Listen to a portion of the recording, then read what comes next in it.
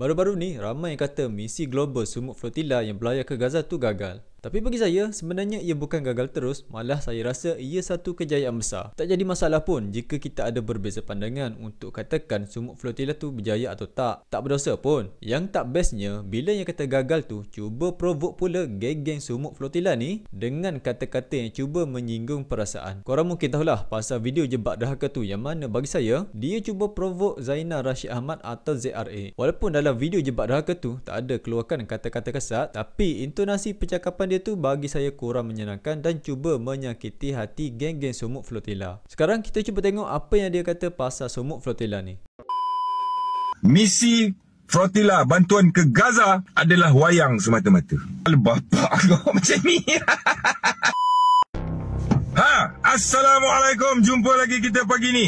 Okey, untuk korang tengok video penuh apa yang dia kata tentang global sumuk flotilla ni, korang boleh pergi ke IG dia, Jebak Dahaka Official.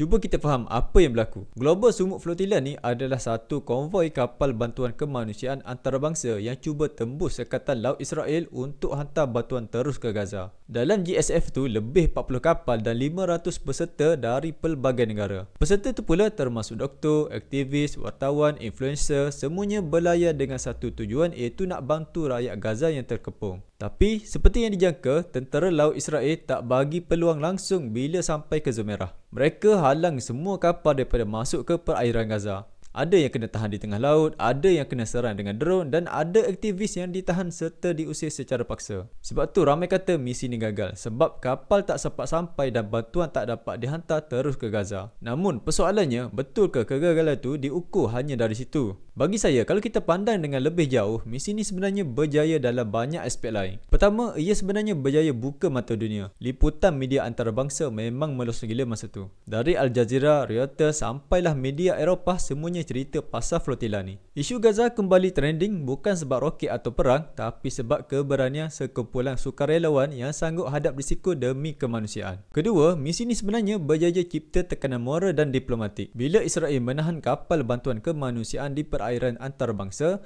ramai pemimpin dunia mula persoalkan tindakan tu. Pertubuhan bangsa-bangsa bersatu pun keluarkan kenyataan mendesak agar keselamatan aktivis dijamin. Dari sudut moral dan politik, misi ni ada impak yang besar. Ketiga, ia berjaya capai simbol perjuangan sebenar. Jadi sesuailah dengan perkataan sumuk tu. Dalam bahasa Arab, sumuk bermaksud keteguhan, daya tahan dan keberanian untuk terus berdiri walau ditekan. Dan itulah semangat flotilla ni. Walaupun tak sampai ke Gaza, mereka dah bawa mesej yang kuat bahawa sekatan Israel tetap akan dirempuh tak kira berapa kali pun. Dan yang paling penting, kejayaan misi ni bukan sekadar tentang bantuan fizikal, ia tentang menyalakan semula semangat solidariti antarabangsa. Lepas flotilla ni ditahan, banyak NGO, organisasi hak asasi dan aktivis seluruh dunia mula bangkit semula dengan suara yang lebih kuat. Mereka sedar isu Gaza masih hidup dan perlukan perhatian dunia. Jadi kalau nak kata gagal, ya mungkin dari segi teknikal sebab bantuan tak sampai. Tapi kalau nak kata berjaya, ya sangat berjaya sebab misi ni berjaya menyentuh hati dunia,